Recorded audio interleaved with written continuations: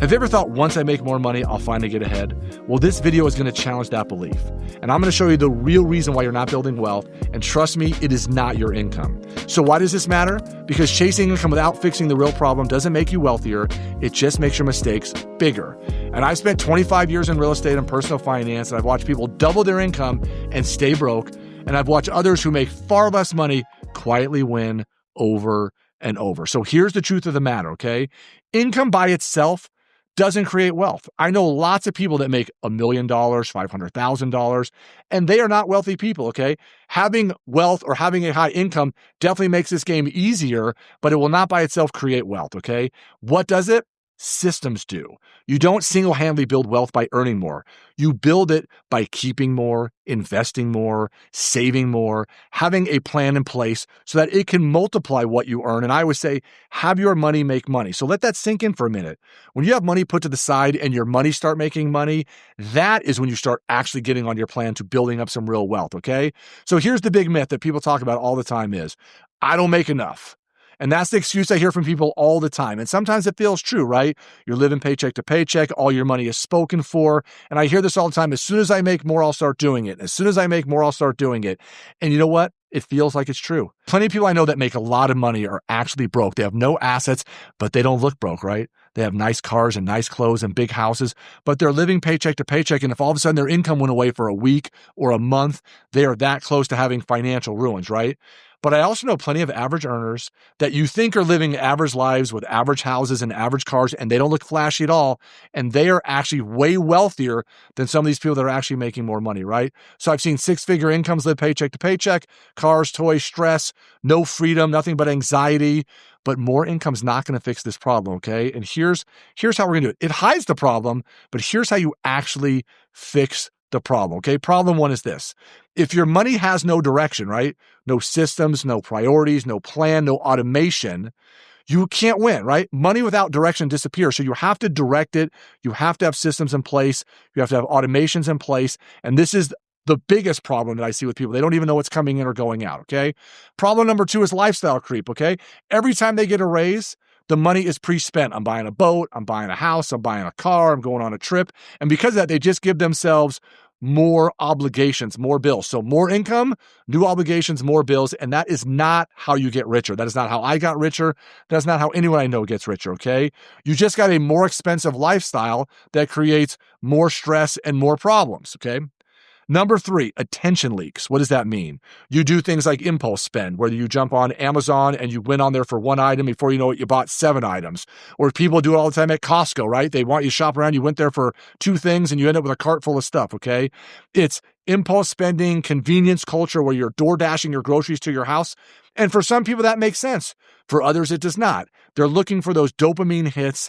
And it doesn't seem like a lot. It's 100 here and 100 there. But these money leaks in small, forgettable ways that you don't even realize what you're doing. This is the problem. And how do we fix all this? Well, it would be nice if I could get everybody to do a budget so they knew exactly what was coming in and what was going out. But why do budgets fail? Okay, let's be real honest here. Nobody wants to freaking do one. No one wants to pay that close attention to their money. They feel like it's too restrictive, it's too emotional, it's too reactive. If you share money with another person, then you want to blame each other for who's doing the spending and why are you nickel and diming me and paying attention to every nickel I spend. They fail because they rely on discipline. And discipline is difficult. I always go back to my food example, right? Eating smartly is difficult because you have to be disciplined and you have to eat every day. If you set up all these systems right, you are not going to have to pay attention to your money every day, but that is why budgets fail, okay? Wealth is built with automation and just things happening behind the scenes that you don't even know about. So if you have to fight yourself every day about money and you have to argue with somebody else about it, you are not going to win. You're actually going to lose, okay? So here is the actual system itself. Here's what we want to do, okay? Obviously, more income makes this game easier. So obviously you want to try to create the biggest income that you can. But then once you create an income, I always think saving and investing should happen first. And then what is left is for your expenses and your fun and all the other things, because then you can't go into debt. Just spend what's left over, and then there's no argument about what we're going to spend. There's either money there to spend or there isn't, okay? So first thing, Create that income as much as you can, save and invest, then you spend for your expenses, okay? The money moves first, not last. Pull that saving and investing all the top. And this ties back to like we talked about before. If you want to try to get that first $10,000 saved up, you got to automate it and you got to put in these buckets for saving, investing, spending, all that kind of good stuff, okay? Do it automatically. That's the second step. Before lifestyle, before excuses.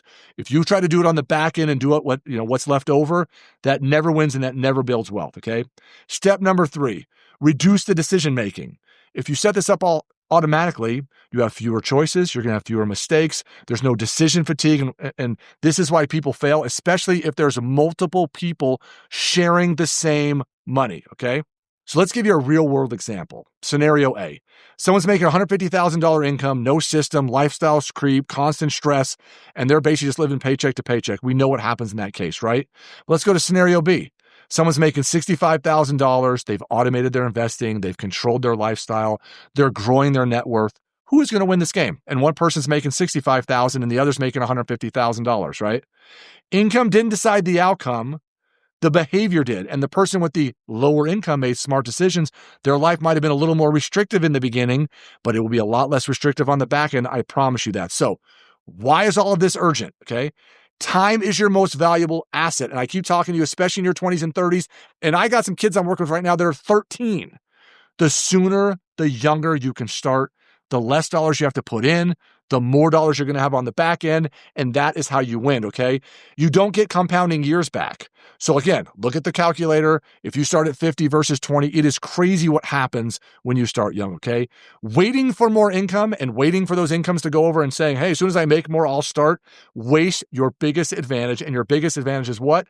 Time. So let's stop waiting for the bigger income. Let's start it now, even with small amounts of money. And this is the point where most people either make the changes or keep repeating the same cycle over and over and over. And I promise you, those are the people that are going to lose at this game. So here's my little challenge to you, okay? Stop asking how to make more and start asking, where is my money going and why? I promise you right now, if you did the exercise to actually do a budget, a spending plan, something to pay attention to your money coming in and out, that would be the number one financial tip I would tell people to do, but I can't get anyone to freaking do it. So fix your system, then over time, increase your income, and it will take care of itself. You will have plenty of money down the road. Just do it now and stop waiting.